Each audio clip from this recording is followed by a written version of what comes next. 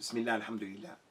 I want to share with you, brothers and sisters, inshallah, something from the wisdom of Al-Faruq, Umar ibn al-Khattab, radiyallahu ta'ala anhu.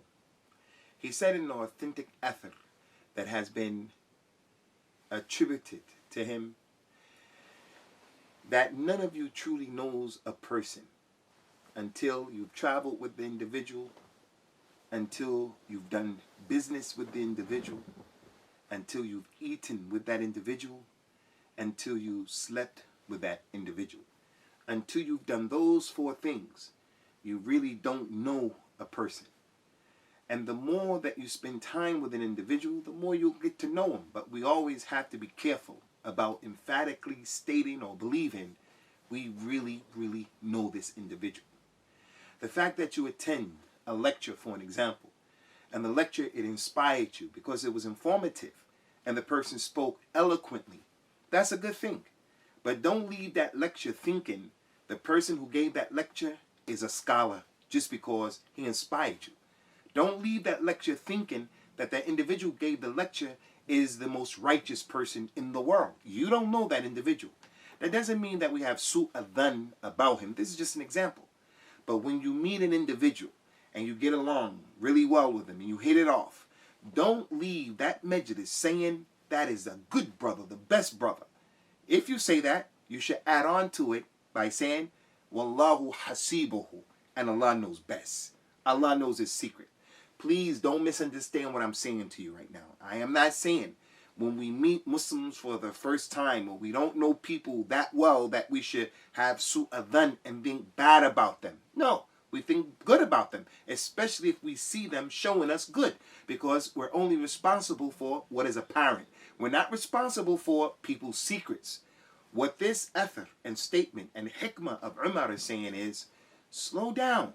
Before you vouch for someone to that degree, you take it easy until you've traveled with them, until you have done business with them, until you have eaten with them, and until you've slept with them. What is the meaning of those four issues? If you travel with an individual, traveling in Arabic is called a safar. And that Arabic word means to expose. Traveling is called safar because it exposes the people's reality, their akhlaq. When you go to Hajj, people become tired as a result of the trip and Hajj. So that nice person who is mild-mannered, who is very quiet, you'll see him on the days of Hajj blowing up and losing his cool.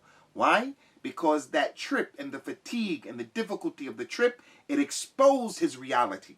And that's why the Prophet ﷺ, before making a travel, he used to make that dua and he used to seek refuge in Allah Azza wa Jal from the wa'atha is-safar wa ka'abat al-munzar. I seek refuge in you from the difficulties of traveling. He said about traveling, as safaru qit'atun min al-'adhab. Traveling is a piece of punishment in and of itself because it prevents you from your food, your drink, and your sleep. You don't know a person until you did business with him. Meaning what? Until you borrowed money from him, until you loaned money to him. When you loaned money to him or you borrowed money from him, how did he deal with the situation? Did he give you all your money back? Did he give your money back in a proper amount of time? Is he truthful? Is he trustworthy? Is he honest? Or did he rip you off? Is he now running around hiding from you concerning the money? When you do business with him, actual real business, at tijara, you do business, you find he's a cheat, he's a liar. So when it comes to working with the dinar and the dirham, the pound and the dollar, that's when you start to know people's reality. He's bakhil, he's stingy, he's kareem, and so forth and so on. Number 3, until you've eaten with him. If you're sitting with someone and there are, for an example, 5 sausages, or 5 chicken wings, for an example, 5, and it's just you and him. He's the guest. You're the host. He's the guest. Or whatever it is.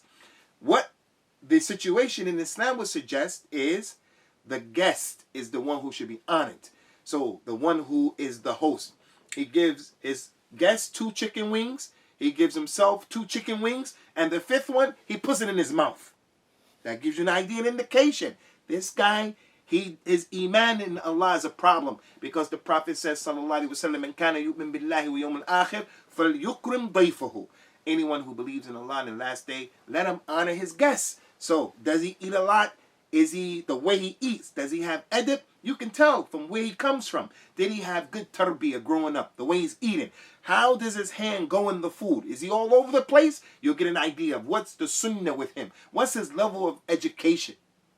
Also, until you slept with him. The meaning of sleeping is not what someone else may think who's sick. A'udhu billah. Who's sick. Not about that. But when a person goes to sleep, an individual may speak and talk in his sleep. And when he's talking in his sleep, it's possible that he can let out some of his secrets. He can let out some of his secrets. So while you're there and you're listening to him saying things about his secrets, for an example, then you come to know things about him that you didn't know.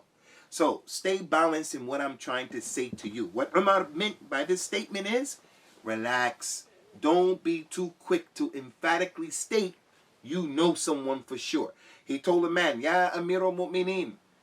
The man said to Umar, Ya Amir al-Mu'mineen, why don't you employ this man and let him work in your government? He said, do you know him? He said, yes, I know him. He's a good man. He's a good man.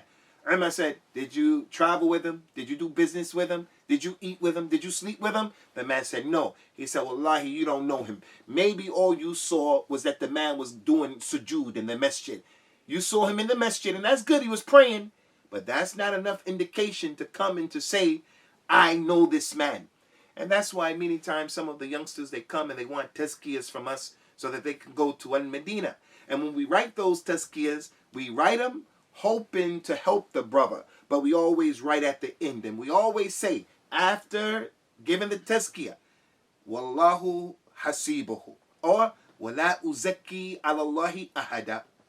May Allah Ta'ala help us to be good people in our assessments of those people who are around us. Barakallahu fikum wa waffaqakum Allah.